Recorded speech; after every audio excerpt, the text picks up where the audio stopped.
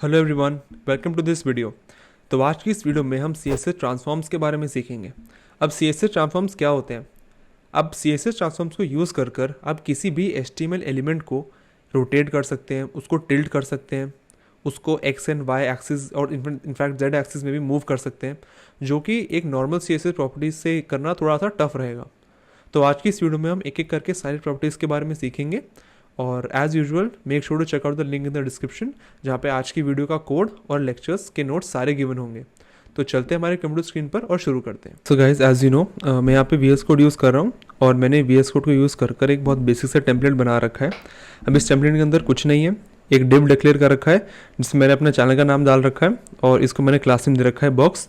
और इसके अंदर मैंने बहुत बेसिक सी CSS प्रॉपर्टीज़ ऑलरेडी अप्लाई कर रखी हैं, जैसे कि मैंने इसको एक हाइट और विड्थ दे रखी है, इसको टॉप और लेफ्ट से थोड़ा मार्जिन दे रखा है। तो चलते हैं और हम अपने ट्रांसफॉर्म्स की एक एक प्रॉपर्टी के बारे में सीखना शुरू करते हैं। सबसे पहले हम जिस प्रॉपर्टी के बारे में सीखेंगे उसको कहते हैं रोटेट। अब रोटेट को यूज़ कर कर आप इस एलिमेंट को किसी भी डायरेक्शन में, जैसे कि X, Y एंड Z, किसी भी डायरेक्शन में रोटेट कर सकते हैं। क्या करेंगे? आप लिखेंगे ट्रांसफॉर्म रोटेट, और रोटेट के अंदर आप उस डिग्री को देंगे जितनी डिग्री से रोटेट करना है। लेट से मेरे को इसको 45 डिग्री से रोटेट करना है, तो मैं सेव करूँगा तो आप देखेंगे 45 डिग्री से रोटेट हो गया। अब जो ये रोटेट हुआ है ये हर एक्सिस के अलॉन्ग रोटेट हुआ है, X, Y, Z तीनों एक्सिस के अलॉन्ग।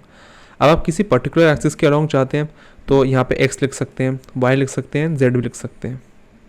ठीक है, चलिए, जैसे अभी मैंने इसको X के अलॉन्ग किया तो थोड़ा X के अलॉन्ग रोटेट हुआ है। ऑल्दो आपको दिख रहा होगा जैसे सिर्फ हाइट छोटी हो गई हो, बट ये रोटेट हुआ है X के अलॉन्ग। ठीक है, so this is the transform property. The next property that will learn is the scale property. अब स्केल प्रॉपर्टी क्या होती है? स्केल प्रॉपर्टी का यूज़ कर कर आप एक एलिमेंट को along any direction X, Y, Z उसको छोटा भी कर सकते हैं, उसको बड़ा भी कर सकते हैं। अगर आप उसकी वैल्यू 1 से छोटी देंगे तो वो श्रिंक होगा, और 1 से जितनी बड़ी देंगे वो उतना बड़ा होएगा। जैसे कि अगर मैं चाहता हूँ कि ये एलिमेंट डबल साइज़ का हो जाए तो मैं लिखूँगा स्केल 2, तो आप देखोगे एलिमेंट ट्वाइस इट्स साइज़ हो गया। सिमिलरली अगर मैं इसका दे दूँगा 0.5 तो ये उसका साइज़ आधा साइज़ हो जाएगा। ठीक है, सिमिलरली मैं इसको अगर दे दूँगा लेट से 3 तो ये थ्राइस बड़ा हो जाएगा। मैं चाहता हूँ तो मैं किसी एक पर्टिकुलर डायरेक्शन में दे सकता हूँ। जैसे अगर मैं दे दूँ कि स्केल X2, मतलब इस एलिमेंट को along the X axis twice बड़ा कर दो, तो आप देखोगे इसकी सिर्फ विड्थ इंक्रीज हो गई है, वो भी ट्वाइस साइज। इसी तरह scale X, scale Y and scale Z तीन प्रॉपर्टीज होती हैं। The next property that will learn is called the translate. तो आप लिखेंगे ट्रांसफॉर्म ट्रांसलेट। अब ट्रांसलेट का मतलब क्या होता है? ट्रांसलेट का मतलब ये होता है कि आप उस एलिमेंट को अलॉन्ग X, Y, Z तीनों एक्सिस मूव कर सकते हैं। जैसे कि अगर मैं लिखता हूँ translate X 100 pixels and I give it a save. अभी तो आपको फ़र्क नहीं समझ आ रहा होगा, पहले इसको कमेंट आउट करता हूँ। तो देखो, आप देखेंगे पहले एलिमेंट यहाँ से शुरू हो रहा था, अब इसको कमेंट आउट करके सेव करने के बाद ये एलिमेंट यहाँ से शुरू हो रहा है। ठीक है, वो इसलिए क्योंकि इस लाइन का मतलब ये है कि इस एलिमेंट को along the X axis 100 pixels to the right कर दिया जाए। अगर मैं इसको कर दूंगा माइनस तो वो लेफ्ट की तरफ शिफ्ट हो जाएगा। ठीक है, it's just like a number line. जैसे नंबर लाइन में इधर पॉजिटिव X, इधर नेगेटिव X, ऊपर पॉजिटिव Y, नीचे positive negative Y, similarly Z axis ये पॉजिटिव और ये नेगेटिव। इसी तरह सेम यहाँ पे है, और आप इन ट्रांसलेट X, Y, Z को यूज़ करके आप हर स्पेसिफिक डायरेक्शन में उसको मूव कर सकते हैं।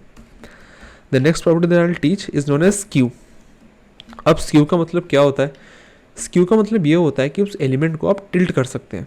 इसमें भी हर डायरेक्शन में अराउंड टिल्ट कर सकते हैं, जैसे X एंड Y। जैसे मैं यहाँ लिखता हूँ 45 डिग्रीज एंड आई सेव, तो आप देखोगे कि ये थोड़ा सा 45 डिग्रीज टिल्ट हो गया है in both X and Y direction. ठीक है, आप चाहो तो किसी एक पर्टिकुलर डायरेक्शन में लेके भी उसको टिल्ट कर सकते हो। So these were all the properties. But अगर आपने ध्यान से इस वीडियो को देख रहे हैं तो आप देखोगे कि ट्रांसफॉर्म में जो भी प्रॉपर्टी लास्ट में है एलिमेंट पे सिर्फ वही इफेक्ट कर रही है। जैसे कि मैंने ऑल्दो यहाँ पे इसका स्केल X2 रख रखा था, बट यहाँ पे तो स्केल X2 है नहीं, ये तो सिर्फ स्क्यू को ही ले रहा है। तो ट्रांसफॉर्म का डिफ़ॉल्ट एक नेचर है कि जो भी लास्ट ट्रांसफॉर्म होगा ये उसी को रिफ्लेक्ट करेगा। But it might be possible कि आपको एक ही बारी में बहुत सारे ट्रांसफॉर्म लगाने का ज़रूरत पड़ जाए, तो आप क्या करोगे? उसके लिए जो प्रॉपर्टी का यूज़ करते हैं उसको कहते हैं मैट्रिक्स। अब उसका ऑर्डर ये होता है जिसमें आपको बताता हूँ। आप लिखेंगे ट्रांसफॉर्म मैट्रिक्स, और इसके अंदर जिस ऑर्डर में आपको बता रहा हूँ उस ऑर्डर में प्रॉपर्टीज रहेंगी। सबसे पहला रहेगा स्केल एक्स, ठीक है, फिर रहेगा स्क्यू वाई, फिर रहेगा स्क्यू एक्स, फिर रहेगा scale X, sorry scale Y, फिर रहेगा ट्रांसलेट एक्स, फिर रहेगा फाइनली ट्रांसलेट वाई। ठीक है, तो अगर आप इस ऑर्डर में अपने वैल्यूज़ दोगे तो वो सारी प्रॉपर्टीज़ एक बारी में लग जाएंगी। जैसे कि मैं यहाँ लिखता हूँ ट्रांसफॉर्म, एक सेकेंड, हाँ मैं यहाँ लिखता हूँ ट्रांसफॉर्म, और सबसे पहले मैट्रिक्स के अंदर मैं वैल्यू देता हूँ स्केल एक्स।